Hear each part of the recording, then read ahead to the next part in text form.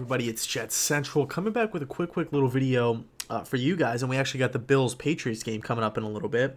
But I wanted to address the two things that broke about this Jets team yesterday, okay? Because I don't think it's a coincidence that both things came out within 24 hours of each other. I think that's kind of odd. I think it's weird. And I also really want to hear your thoughts down below in the comment section regarding the matter as well.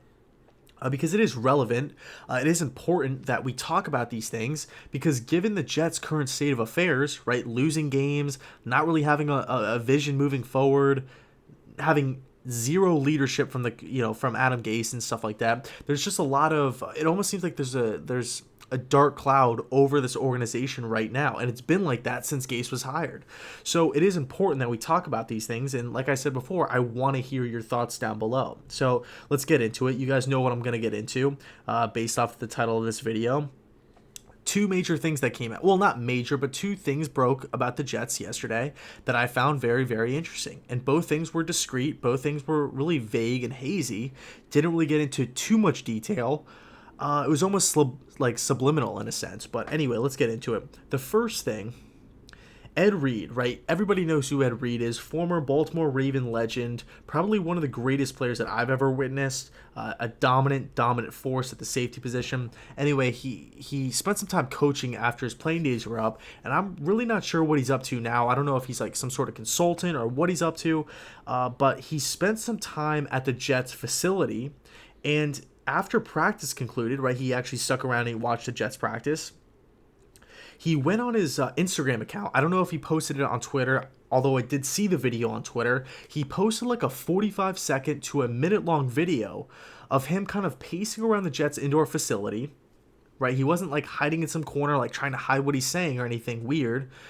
He was open about it. You can hear other people like kind of talking and conversating in the background, and he's going on and on and on about certain people not being qualified to hold certain positions and how people don't know how to approach other people. And he was just basically taking shots at this, silhouette, right? A mystery figure.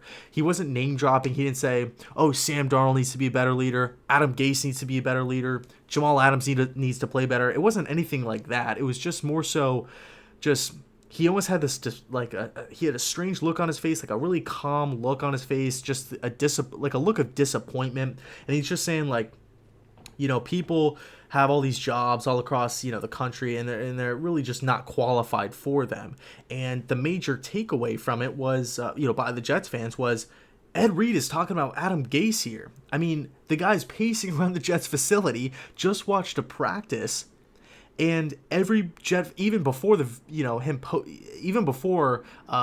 Reed's video, everybody knew Adam Gase was not a good leader. He wasn't even, not in the slightest. And so everybody just quickly assumed he was talking about Adam Gase. And at one point, he almost pans the camera, or he pans his phone over to where you can see like the banners of the Jets' great players and like a picture of the Jets Super Bowl trophy, I believe, in the background, almost saying, hey, I'm not saying Adam Gase is a bad leader, but I'm in the Jets facility right now. I just watched practice, and I'm talking about poor leaders. So I thought that was odd. It's just not a good look. It's just one thing after another with this, with Coach Gase, whether it's Dolphins fans directly messaging me, whether I bump into a Dolphin fan, whatever the case is, because I do live in Florida, everybody warned the Jets fans that Adam Gase was not a leader. You saw it with his press conferences in Miami. He just not looking people in the eyes, talking to people, talking down to media members. It's just one thing after another. The weird press conference, the throwing the players under the bus. It's your fault. It's your fault. It's your fault. It's your fault. It's not my fault. Even though I'm the head coach, it's not my fault at all. It's just one thing after another. So the Ed Reed video was just disappointing, to say the least. I mean, it sucks. Okay, so that's the first thing that came out. And then the next thing was a small little report by Matt Miller of Bleacher Report, right? He's kind of like the Mel Kiper of Bleacher Report. He's like the highest, like the NFL draft guy for Bleacher Report. Like he does a ton of mock drafts. He has a huge following. I don't know the guy personally, but I have bumped into him a couple times at like the Senior Bowl and stuff like that. Seems like a nice enough dude. Anyway, he comes out with this little report, and I actually have the little quote here down on my phone. I'm going to read it off for you guys. He was really talking about, I don't know if he like interviewed a player, interviewed a source, or whatever it is, but here we go. This is word for word what it says. The same goes for the New York Jets. One player told me Adam Gase has lost the respect of the locker room with his tough guy BS attitude and the team's lack of a plan offensively. Guys actually respect Greg Williams, the player said. No one respects Gase. Why am I not surprised? Why am I not surprised? Like, I should be reading that. Like, if you're a Buccaneer fan, if you're a Chiefs fan, a Saints fan, a Patriots, a Seahawks, a Bills fan, and you read that where where you literally have no one respects Gase. Like, imagine if this report was about the Saints or the Seahawks. Nobody respects Pete Carroll, but everybody respects the defensive coordinator. Nobody respects Sean McDermott, but everybody respects Leslie Frazier or whoever it is, Brian Daboll at offensive coordinator. It doesn't really matter. But I feel I'm not even surprised at all. Like, this is just like, oh, okay, just kind of solidifies the fact, kind of crystallizes the idea a little bit more. With every little report like this, with every little rumbling or, every little thing that kind of pops out, every whisper about Gase not being a leader, I mean, I don't really know how many times things like this can break, or an interview can be had, a press conference can be had. We can look back in history. Adam Gase is not a leader. Players do not want to play for him.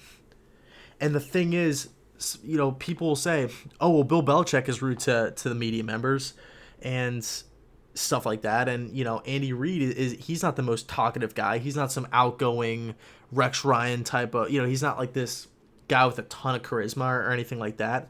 But the difference is that every single year, Adam Gase is finishing with a 500 record or below.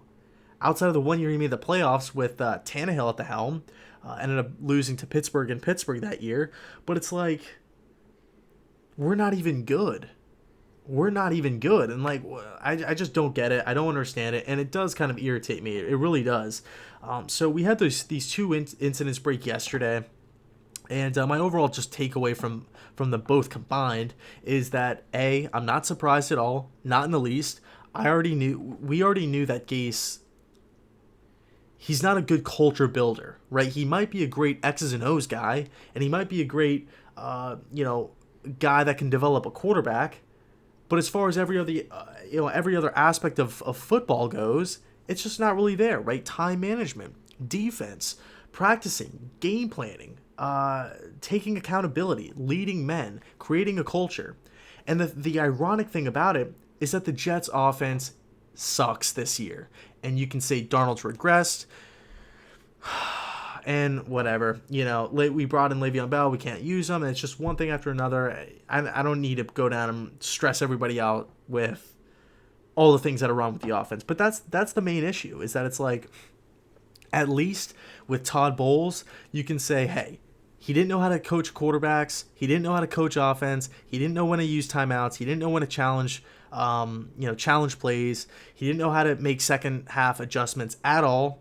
But at least he knew defense, and we had a formidable defense. But with Gase, it's like, okay, yeah, he doesn't know defense. He doesn't know any of these things. He's not good at any of these things. And I also read something this weekend, or the past couple of days, that the Jets brought in Greg Williams or really just to coach the defense just as his own unit, right? Because Gase just did not want to deal with it. He just didn't want to, he just wanted to delegate that to somebody else, which is not good. It's not what a leader does. And I completely understand knowing where your weaknesses are and trying to say, okay, maybe I suck at coaching corners. I'm going to get some guy in the building that understands the cornerback position through and through to help me out, or for him to do it completely, completely on his own, which is completely fine. That's cool. I get that for sure. I'm not, that's the right idea. But for the head coach to say, oh, the defense is not my thing, I'm not going to really worry about that. I'm just going to get somebody in to take over that unit completely, and I'm just going to worry about the offense. You're the head coach of the team, and your offense sucks. what does that say? What does that say? And plus, you add in everything else, like about like Kelechi Osemele and the whole Jamal Adams situation, and then the thing coming out about Le'Veon Bell, him not wanting Bell to begin with, and it was Mike McCagnon's draft free agent signing, and all these different things, and just kind of being rude and everything. It just rubs people the wrong way, and I completely get it. So let me know your thoughts down below in the comment section. I did not mean for this video to go on 10 minutes. I was kind of hoping it to be like a 4 to 5 minute video, but it is what it is. So let me know down below your thoughts on these both kind of like these both Jets stories, whatever you want to call them. I don't want to say they're incidents or reports or anything, but just both things that came out. So let me know your thoughts down below. And as always, thanks so much for watching, and go Jets.